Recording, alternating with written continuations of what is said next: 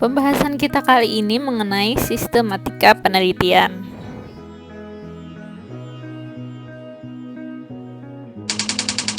Bab 1, pendahuluan. Di dalam pendahuluan, yang pertama kita buat adalah latar belakang masalah. Bagaimana cara menyusun latar belakang masalah? Silahkan kalian ikuti panduan menyusun latar belakang berikut ini.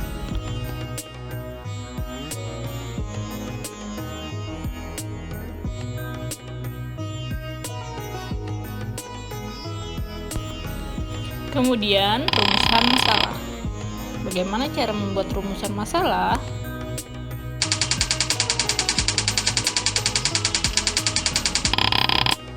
Untuk membuat sebuah rumusan masalah yang baik, beberapa hal yang harus kamu perhatikan antara lain adalah: masalah dirumuskan dalam bentuk kalimat tanya, yang jawabannya dapat diperoleh secara ilmiah, yang artinya ada data dan ada fakta. Kemudian dituliskan secara jelas dan padat, tidak ambigu dan multitafsir. Kemudian tidak bertentangan dengan hukum. Yang terakhir, masalah yang dirumuskan dapat bermanfaat bagi ilmu pengetahuan dan masyarakat.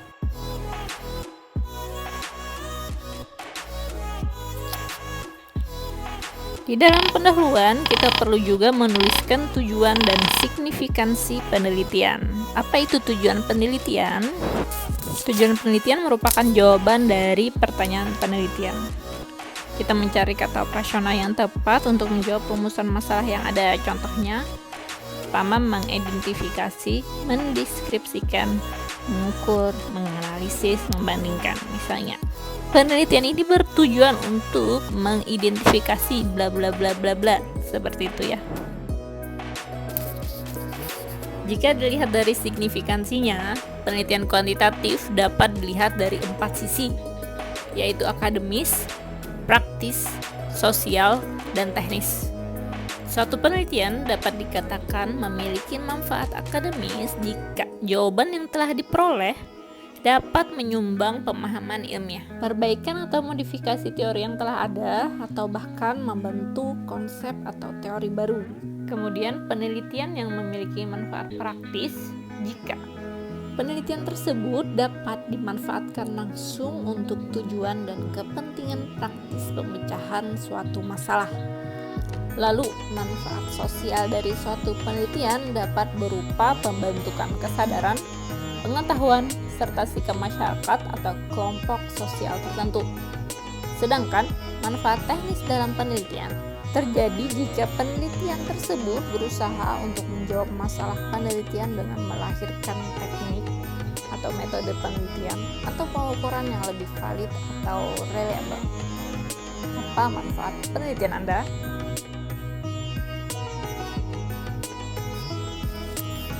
Yang dimuat terakhir di pendahuluan adalah penelitian terdahulu. Penelitian terdahulu adalah sumber lampau dari hasil penelitian orang lain yang nantinya akan kita bandingkan dengan penelitian yang akan kita laksanakan. Penelitian terdahulu juga bisa berfungsi sebagai sumber inspirasi yang nantinya membantu pelaksanaan penelitian. Selain itu, peneliti juga bisa memeriksa apa yang kurang dan kelebihan untuk dikembangkan, sehingga ilmuwan juga bisa membuat sebuah penelitian yang orisinil atau baru karena tahu mana yang sudah ditemukan dan mana yang belum. Setelah kita menyelesaikan bab 1, kita lanjut ke bab 2, yaitu landasan teori. Pada tahap ini, peneliti kuantitatif akan melakukan proses kajian terhadap teori-teori atau hasil studi terdahulu. Proses ini disebut dengan theoretical assessment. Kajian terhadap teori atau hasil studi terdahulu difokuskan pada konsep utama yang digunakan. Konsep utama dalam hal ini adalah variabel dependent-nya. Namun bukan berarti peneliti tidak mempertimbangkan variabel lain. Kajian terhadap variabel independen juga dilakukan untuk menyusun hipotesis. Berikut ini tabel penyusunan landasan teori. Setelah kita menyelesaikan bab 2, kita lanjut ke bab 3, yaitu metode penelitian. kita bahas dalam bab 3. Yang pertama adalah rancangan penelitian.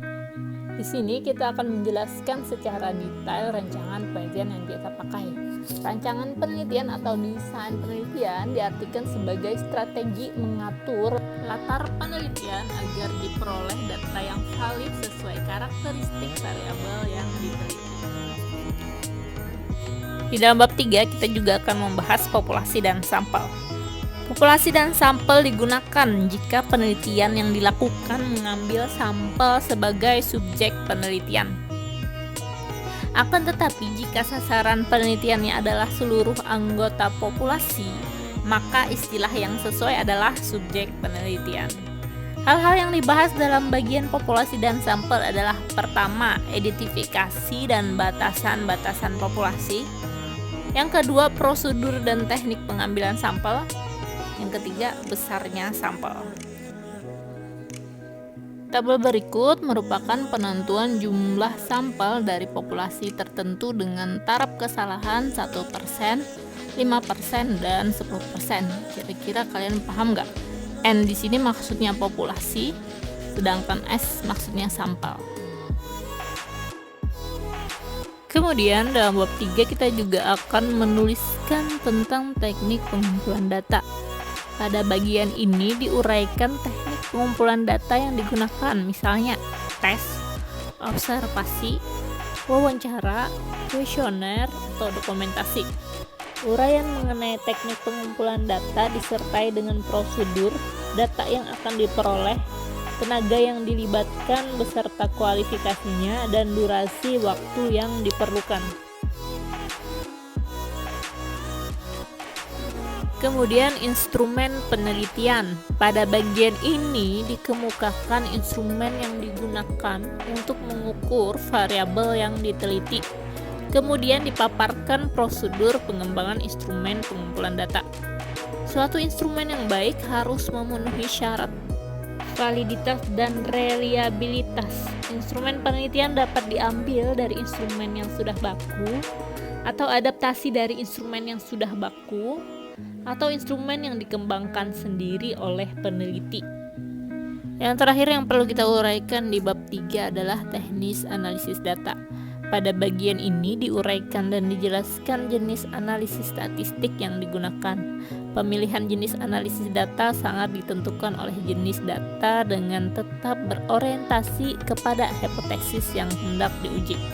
Yang perlu diperhatikan adalah ketepatan teknik analisis, bukan kecanggihannya. Apabila dalam analisis ini menggunakan program, maka perlu menyebutkan programnya, misalnya SPSS for Windows.